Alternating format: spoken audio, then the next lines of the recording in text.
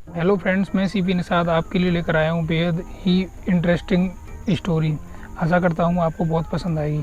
तो दोस्तों, किसी ने बड़े ही कमाल की बात कही है, घमंड ना करना जीवन में, तकदीर बदलती रहती है, आईना वही रहता है, तस्वीर बदलती रहती है।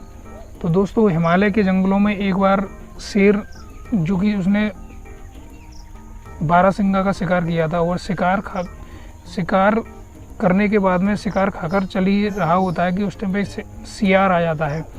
शेर भूखा होता है, शिकार करने के बाद में वह इसका पेट भर जाता है, तो वह अपनी गुफा की ओर प्रस्थान करता है। उसी टाइम पे जो सियार आता है, सियार शेर से कहता है और कहते हुए उसको प्रणाम करता है और उसकी चापलूसी करते हुए उससे कहता है, ओ आप तो जंगल के राजा हैं, मैं आप से बहुत ही प्रभावित हूँ और आपके साथ में रहकर आपकी सेवा करना चाहता हूँ, आपका शिष्य बनना चाहता हूँ, आपकी हर तरीके के सुख दुख में आपके साथ में रहकर मैं भी, मतलब कि आपकी जो भी टहल होगी मैं उठाऊंगा उसको। इस तरीके से मतलब शेर के साथ में रहने के लिए उसको प्रेरित करता है।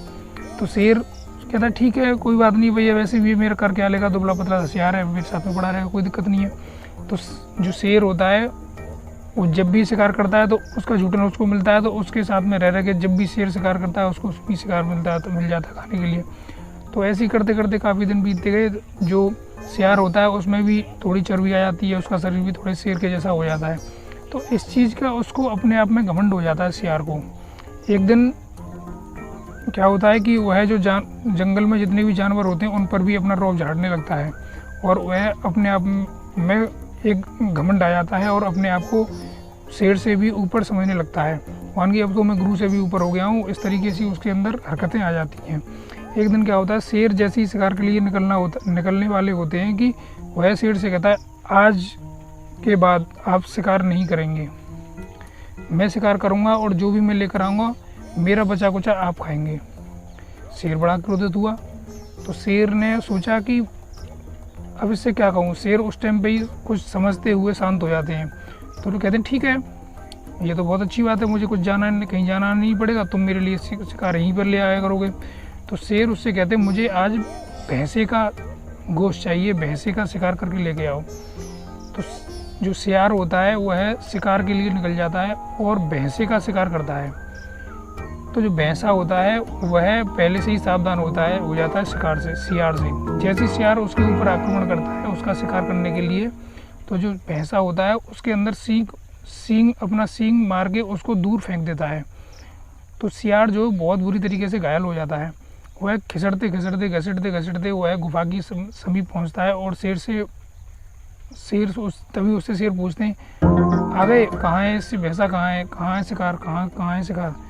तो वो शेर क्षमा करिए, शेर से क्षमा मांगता है और कहता है कि क्षमा करिए मुझे, और मैं घमंड में आ गया था, मेरे अंदर एक अहम आ गया था कि मैं अपने आप को आपसे ऊपर समझने लगा था।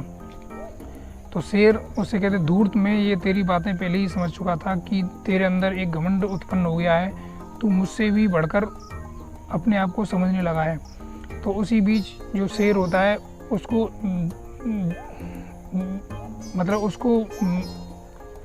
पूरी तरीके से घायल कर देता है और उसको गुफा से बाहर फेंक देता है। तो दोस्तों, किसी ने बड़े ही शिद्दत से ये सारी चीज़ें कही हैं और होता भी है कि जब व्यक्ति किसी के उपकार को भूलते हुए अपने आप में घमंड ले आता है और जो व्यक्ति उसके ऊपर उपकार करता है उसके उपकार को भूलते हुए उस पर ही अपनी रंगदारी जमाने लगता है, उस पर ही भारी पड़ने लगता है, तो कहीं ना कहीं वह अपने लिए ही नुकसान कर रहा है, उसका हट जाना उससे कहीं ना कहीं भुगतना पड़ता है। तो दोस्तों, मेरी ये छोटी सी स्टोरी आपको कैसी लगी, तो प्लीज़ जल्दी से लाइक एंड सब्सक्राइब कर दीजिए।